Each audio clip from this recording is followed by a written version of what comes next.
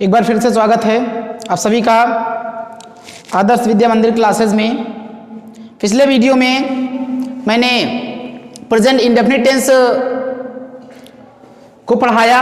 उसमें मैंने affirmative sentence को बताया कि किस प्रकार उसका ट्रांसलेशन होगा, और उसी के अंतर्गत मैंने ये भी बताया कि निगेटिव सेंटेंसेस को किस प्रकार हिंदी से इंग्लिश में ट्रांसलेट करेंगे, और उसकी मैंने जानकारी दी कि उसकी पहचान क्या होती है, उसकी हेल्पिंग वर्ब्स क्या होती हैं। आज इसी क्रम में हम आपको बताने चल रहे हैं कि इंट्रोगेटिव सेंटेंसेस को किस प्रकार हिंदी से अंग्रेजी में ट्रांसलेट करेंगे। तो एक बार फिर से हम रिपीट किए दे रहे हैं। तो जो इनकी पहचान होती है, जो इन सेंटेंसेस की पहचान होती है, वह होती है ता है, ती है, ते हैं, ता हूं, ती हूं। ये पहचान होती हैं। ता है, ती है, ते हैं, ता हूं, ती हूं। ये इत्यादि शब्द वाक्य के अंत में पाए जाते हैं। अगर ये बताए गए शब्द वाक्य के अंत में, हिंदी के वाक्य के अंत में पाए जाते हैं, तो फिर सेंटेंस प्रेजेंट इंडेफिनिट टेंस का होता है। और प्रेजेंट इंडेफिनिट टेंस की हेल्पिंग वर्ब फिर से एक बार देख लीजिए। डू तथा डज, डू तथा डज, ये दो हेल्पिंग वर्ब होती हैं। इससे पहले के वीडियो में मैं आपको पढ़ा चुका हूं कि अफर्मेटिव सेंटेंस और निगेटिव सेंटेंस का ट्रांसलेशन कैसे बनाना है। इस वीडियो में हम बताने चल रहे हैं कि इंट्रोगेटिव सेंटेंस का ट्रांसलेशन कैसे बनता है। तो सबसे पहले आप जानेंगे कि इंट्रोगेटिव सेंटेंस कितने प्रकार के होते हैं। तो इंट्रोगेटिव सेंटेंस दो प्रकार के होते हैं। एक तो हेल्पिंग वर्ब से शुरू होने वाले इंट्रोगेटिव सेंटेंस होते हैं, और दूसरे क्वेश्चन वर्ड से शुरू होने वाले इंट्रोगेटिव सेंटेंस होते हैं।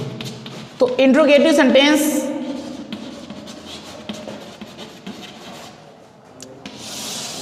दो तरह के होते हैं। पहला, हेल्पिंग वर्ब से शुरू होने वाले वाक्य।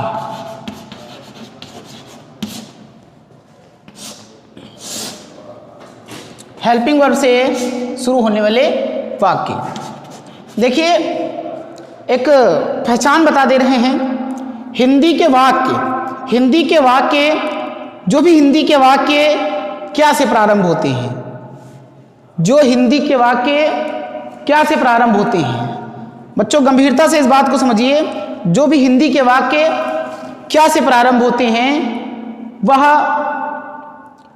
सिंगल इंट्रोगेटिव सेंटेंस होते हैं, हेल्पिंग वर्ब से शुरू होने वाले इंट्रोगेटिव सेंटेंस होते हैं। उन्हें जब ट्रांसलेट किया जाता है हिंदी से अंग्रेजी में, तो सबसे पहले सब्जेक्ट के अकॉर्डिंग वर्ब का चुनाव किया जाता है, हेल्पिंग वर्ब को लिखा जाता है। तो देखिए, शुरुआत में क्या होता है, शुरुआत में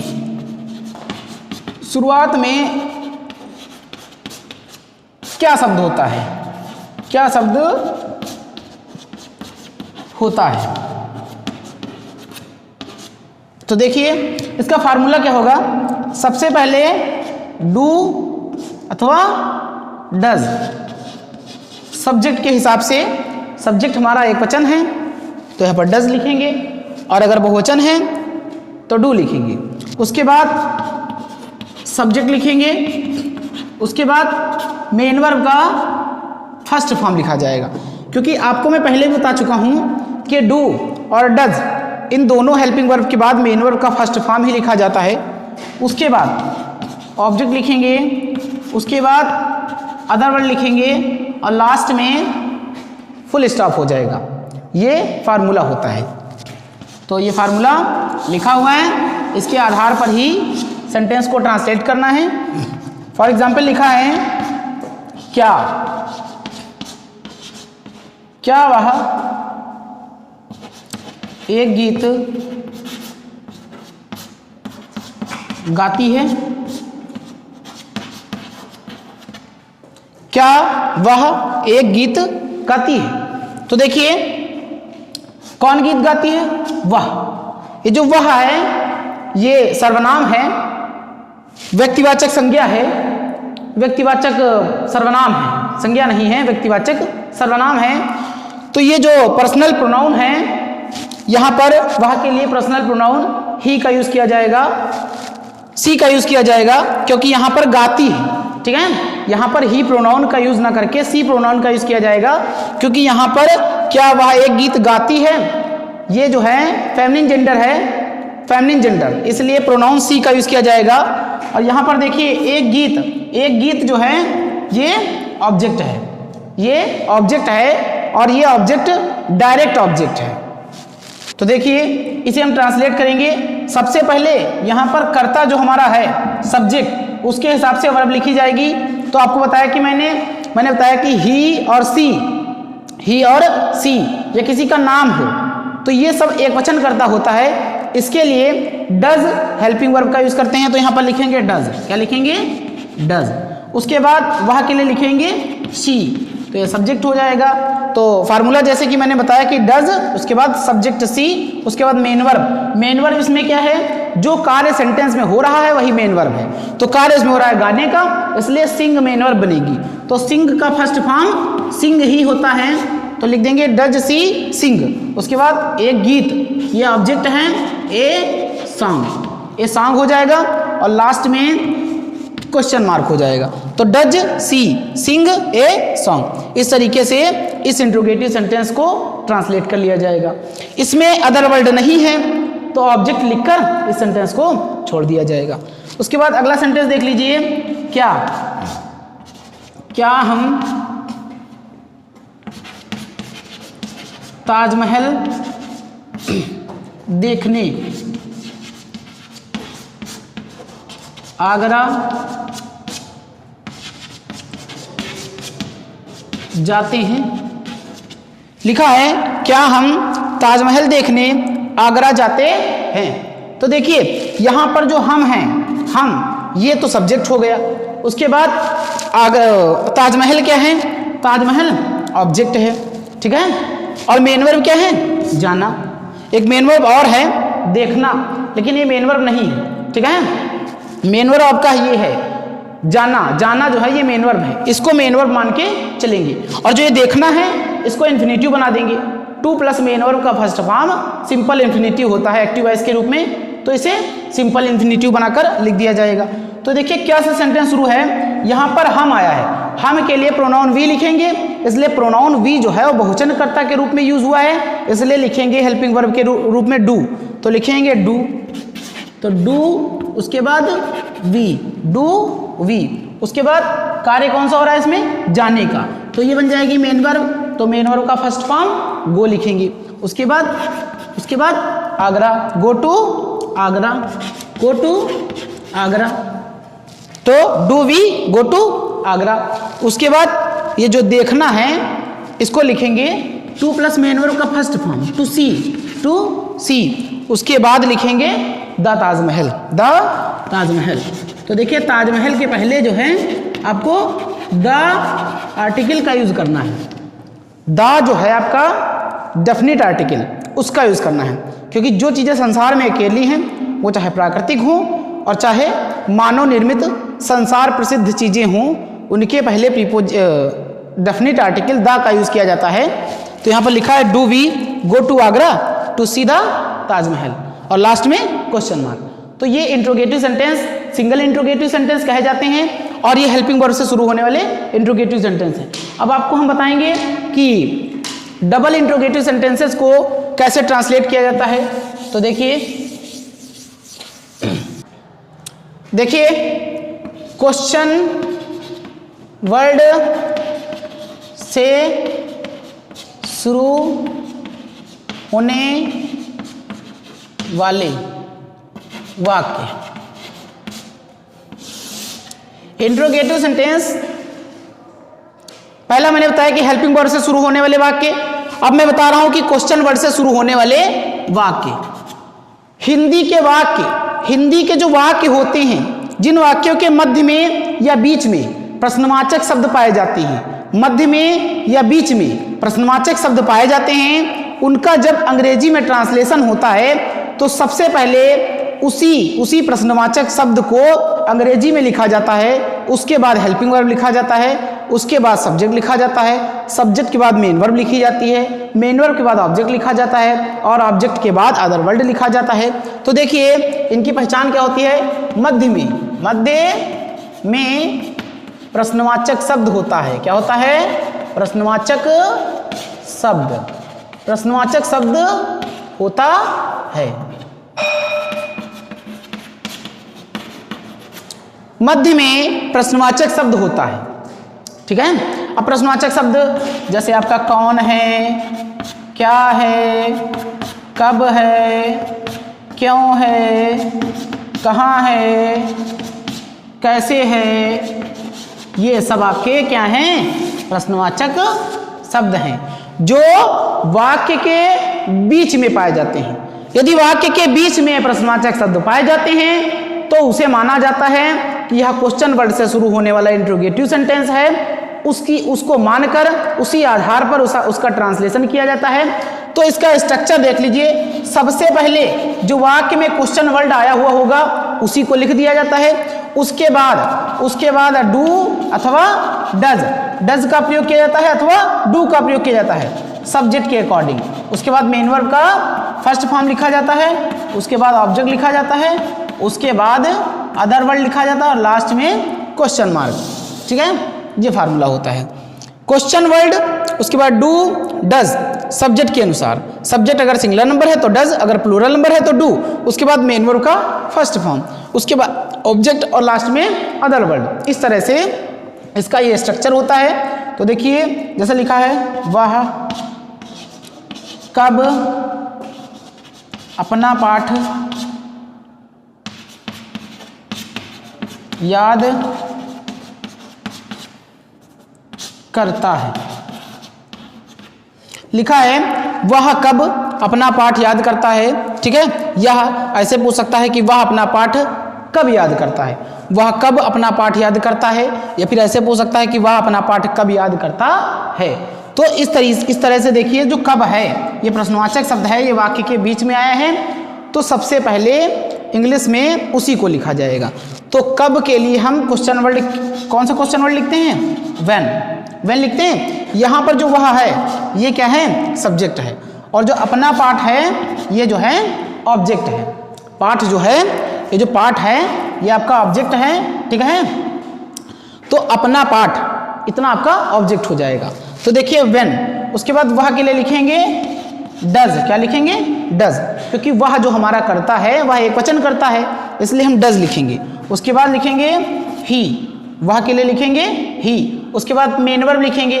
मेन वर्ब से कौन सी मेन वर्ब है, कौन सा कार्य हो रहा है, याद करने का। तो याद करने का कार्य हो रहा है इसलिए याद करना मेन वर्ब हुआ, इसलिए लर्न लिखेंगे। क्या लिखेंगे, लर्न। तो ये हो जाएगा लर्न। उसके बाद अपना पाठ, ये अपना पाठ लिखेंगे। तो जो अपना के लिए है, अपना के लिए हम प्रोनाउन का पजेसिव केस यूज करेंगे। तो जैसा सब्जेक्ट होता, सब्जेक्ट जो होता है उसका पजेसिव केस लिखा जाता है। जैसा ही हुआ, ही अगर सब्जेक्ट के रूप में आ चुका है तो फिर पजेसिव केस उसका हिज लिखा जाएगा। यहाँ पर अगर सब्जेक्ट के रूप में सी आ जाता तो उसका पजेसिव केस हर लिखा जाता। यहाँ पर अगर सब्जेक्ट के रूप में आई आ जाता तो फिर उसका पजेसिव केस माई लिखा जाता। अगर यू आ जाता तो उसका पजेसिव केस योर लिखा जाता, और अगर वी आ जाता तो उसका पजेसिव केस अवर लिखा जाता, और अगर यहाँ पर दे प्रोनाउन आ जाता तो उसका पजेसिव केस दियर लिखा जाता। तो सिचुएशंस आर डिफरेंट, ठीक है। सिचुएशंस अलग अलग होती हैं, उनका पजेसिव केस अलग अलग होता है, ठीक है। जरूरी नहीं है कि अपना जो है, अपना को इंग्लिश में हिज ही लिखा जाएगा या हर ही लिखा जाएगा, ऐसा कुछ नहीं है। सिचुएशंस आर डिफरेंट, ठीक है। तो यहाँ पर देखिए ही के हिसाब से यहाँ पर लिखा जाएगा हिज, तो हिज हो जाएगा। उसके बाद पाठ के लिए लिखेंगे लेसन, तो हिज लेसन। उसके बाद क्वेश्चन मार्क, तो when does he learn his lesson, और लास्ट में क्वेश्चन मार्क हो जाएगा। अब जैसे लिखा जाएगा, जैसे लिखा है कि वे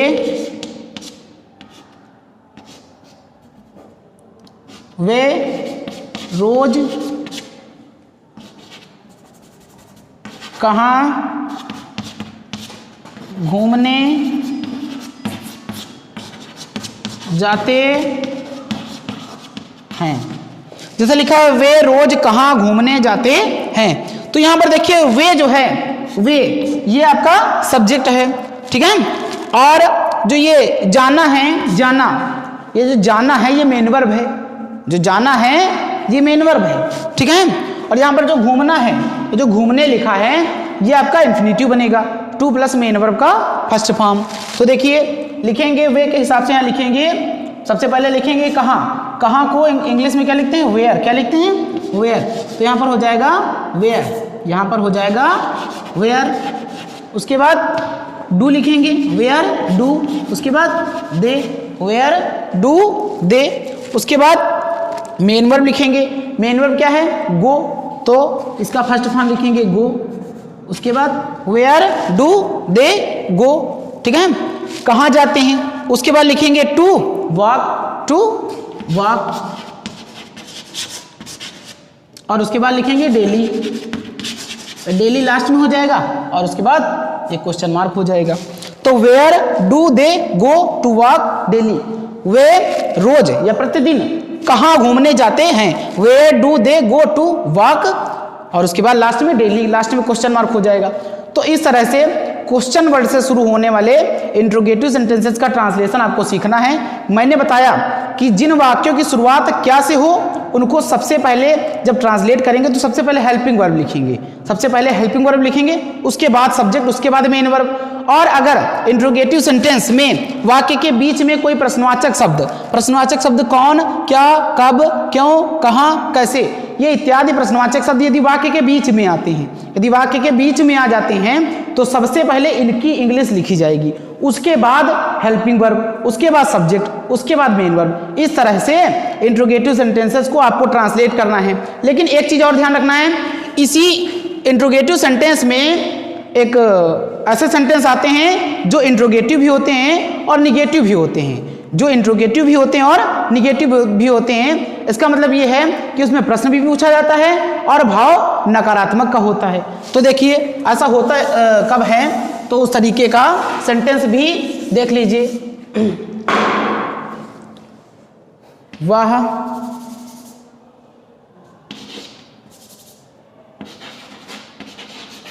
तुम रोज अपना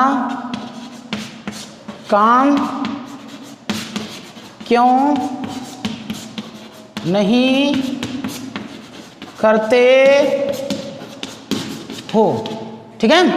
तुम रोज अपना काम क्यों नहीं करते हो, तो यहां पर देखो क्यों जो है ये क्यों क्वेश्चन वर्ड है और तुम जो है ये सब्जेक्ट है और अपना काम जो है ये ऑब्जेक्ट है, और जो कार्य हो रहा है मेन वर्ब जो है वो करना है, क्या है, करना। तो ये मेन वर्ब करना है, इसका मतलब मेन वर्ब इसमें डू बनेगी, क्या बनेगी, डू बनेगी। तो लिखेंगे सबसे पहले क्यों के लिए लिखेंगे वाई, क्या लिखेंगे, वाई। उसके बाद लिखेंगे हेल्पिंग वर्ब, तो यहां पर तुम के हिसाब से प्रोनाउन यू का यूज किया जाएगा, इसलिए हेल्पिंग वर्ब के रूप में डू लिखा जाएगा। डज तो तब लिखा जाता जब एक वचन करता होता, तो यहां पर यू प्रोनाउन है सब्जेक्ट के रूप में, इसलिए डू हेल्पिंग वर्ब लिखी जाएगी, वाई डू। उसके बाद सब्जेक्ट लिखेंगे यू, और सब्जेक्ट के बाद ही नॉट का यूज किया जाता है इंट्रोगेटिव सेंटेंस में। और ये सेंटेंस जो है इंट्रोगेटिव तो है, साथ ही साथ निगेटिव भी है, क्योंकि इसमें प्रश्न पूछा जा रहा है, प्रश्नवाचक शब्द क्यों है, लेकिन इसमें नहीं शब्द भी है, इसलिए इंट्रोगेटिव सेंटेंस तो है साथ ही साथ ये निगेटिव भी है, इसलिए इस सेंटेंस को कहा जाएगा इंट्रोगेटिव निगेटिव, इंट्रोगेटिव निगेटिव। तो देखिए वाई डू यू, उसके बाद नॉट लिखेंगे, सब्जेक्ट के बाद नॉट लिखेंगे। उसके बाद कार्य कौन सा हो रहा है, डू, डू मीन्स करना, करने का कार्य हो रहा है, इसलिए डू मीन्स होता है करना, उसका फर्स्ट फॉर्म लिखा जाएगा। उसके बाद अपना काम के लिए लिखेंगे क्या, हिज वर्क या हर वर्क या दियर वर्क, ऐसा कुछ नहीं है। यहां पर जो सब्जेक्ट होता है उसके हिसाब से लिखा जाता है, यहां पर यू जो है सब्जेक्ट है, इसलिए यहां पर पॉजेसिव केस योर हो जाएगा, योर वर्क, योर वर्क। उसके बाद जो बच रहा है रोज या प्रतिदिन, तो उसके लिए लिखेंगे डेली, लास्ट में क्वेश्चन मार्क हो जाएगा। Why do you not do your work daily. तो यहाँ पर जो डू है वो हेल्पिंग वर्ब है और जो डू यहाँ पर ये है ये मेन वर्ब है। तो देखिए डू हेल्पिंग वर्ब भी है, मेन वर्ब भी है। तो एक क्रॉस क्वेश्चन भी आता है कंपटीशन लेवल पर, ठीक है। तो आपको वो याद रखना है कि कौन सी ऐसी हेल्पिंग वर्ब है जो मेन वर्ब है या कौन सी ऐसी मेन वर्ब है जो हेल्पिंग वर्ब है। तो आपको बताना है कि डू ऐसी हेल्पिंग वर्ब है जो मेन वर्ब भी है या फिर डू ऐसी मेन वर्ब है जो हेल्पिंग वर्ब भी है। तो लास्ट में क्वेश्चन मार्क लगा देंगे। अब ये जो सेंटेंस आपका बना है ये इंट्रोगेटिव निगेटिव सेंटेंस बन गया है। उम्मीद है कि आपको अच्छी तरीके से समझ में आ गया है। अगले वीडियो में जब हम आएंगे तो बताएंगे प्रेजेंट कंटीन्यूअस टेंस की पहचान क्या होती है, उसकी हेल्पिंग वर्ब क्या होती है, उसके क्या नियम होते हैं ट्रांसलेशन बनाने के लिए। धन्यवाद।